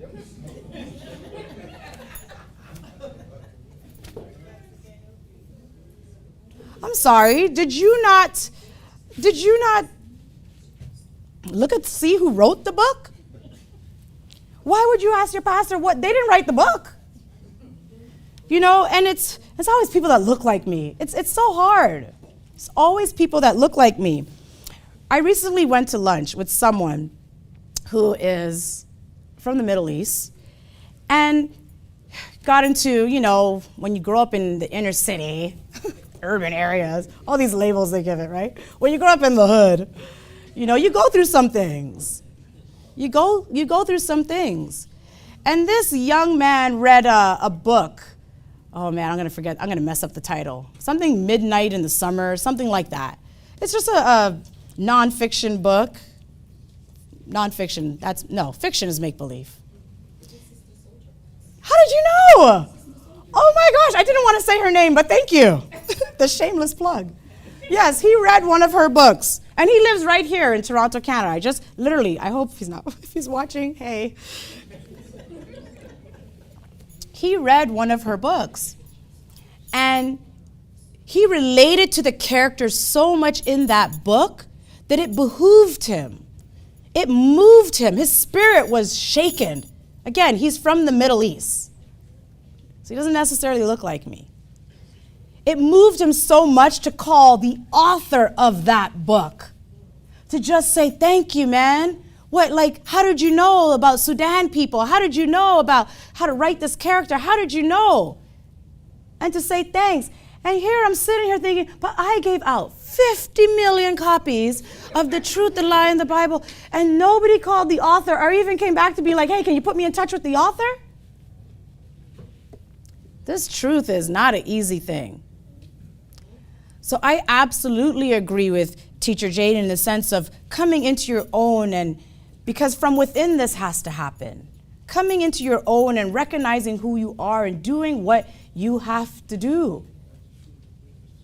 Yes, I like it, Sophie. Yes. Amen to that. Doing what you have to do, even through tough circumstances. Because even through tough circumstances, you still bring forth something. And hopefully that's good fruit or a good lesson or just I learned something. I edified myself. I educated myself. Something. Oh, man. Oh, it's already. Oh, gosh. Okay, let's go to real quick. Okay, okay, yes. I'm going to talk about Matthew chapter 18. What they say to Jesus the Christ? Jesus the Christ, who is the greatest in heaven? Who is the greatest in heaven? And he calls a little child and he says, look, unless you be converted as one of these little children, only then can you enter into the gates of heaven.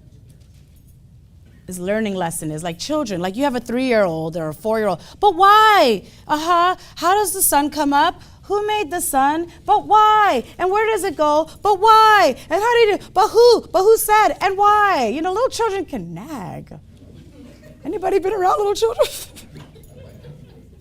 And they won't stop till you give them an answer. Oh my goodness. It's this understanding what the Christ is saying. You never know everything because you just can't.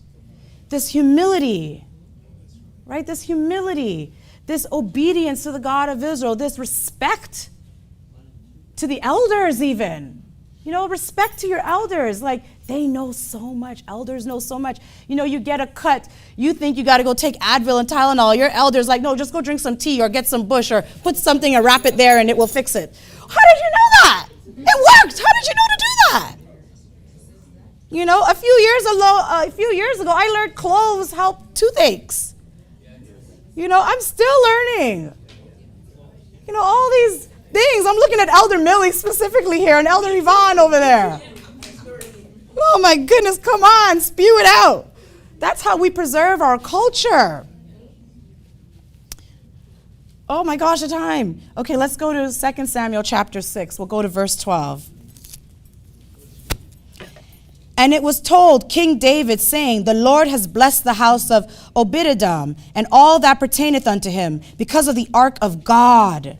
So David went and brought up the ark of God from the house of Obed-Edom into the city of David with gladness. Blessed is that man. With gladness to bring the ark back into the city.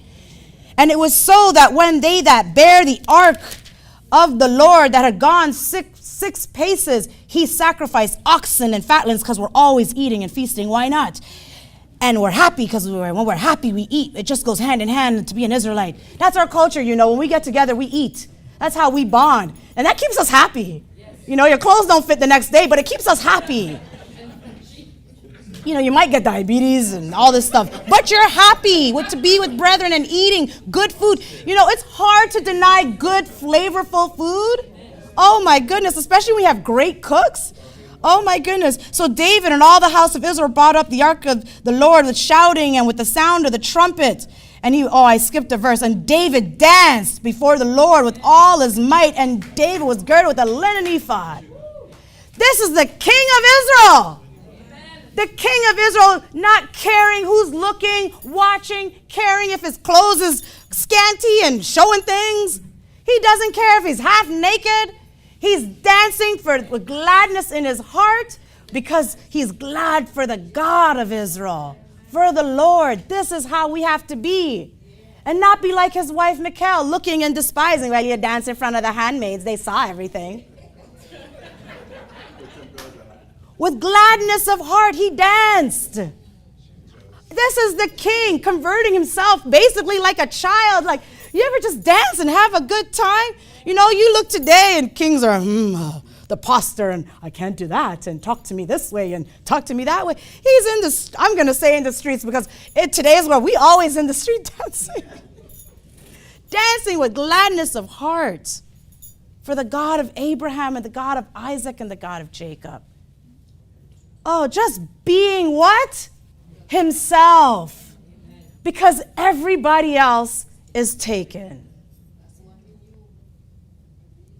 So I want to say this. On the heels of the heathen, oh, did I say that? Gentilism, heathenism, paganism, whatever you want to take your slice of cake. Tomorrow, all week, people have been telling me this, and I told my child, when you go to school, tell them your Mother's Day is July 7th. And I said, even today I asked him, it's Saturday. So what happened this week when you told them? I kept asking them every day, so what happened when you told them? Well, I told them it's July 7th, and they told me, no, it's Sunday. I was so angry. Fine. You do what you want to do. But I heard in the news, do you believe in the news this week that tomorrow will be 120 years that this tradition, this Mother's Day tradition, has been celebrated and celebrated in over 40 countries? It's time for us to maintain our culture and our traditions. Change the game of mothers. Let them know your Mother's Day is the day that you gave birth to your child. So guess what? If you have 4 children, you got 4 Mother's Day.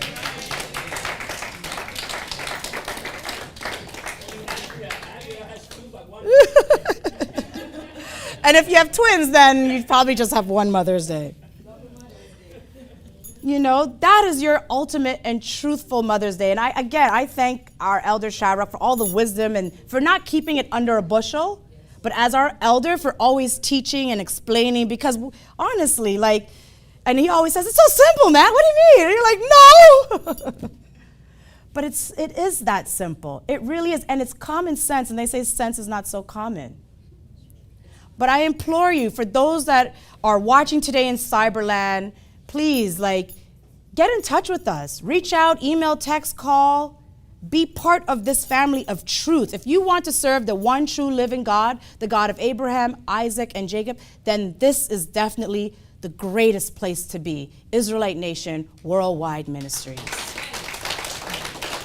Because you can be yourself in truth. And with that, I say peace. Peace. May the Lord God of Israel bless this people of the Israelite nation and all his saints that dwell amongst us. Bless this nation within a nation for his mercy. Hear, O Israel, the Lord our God.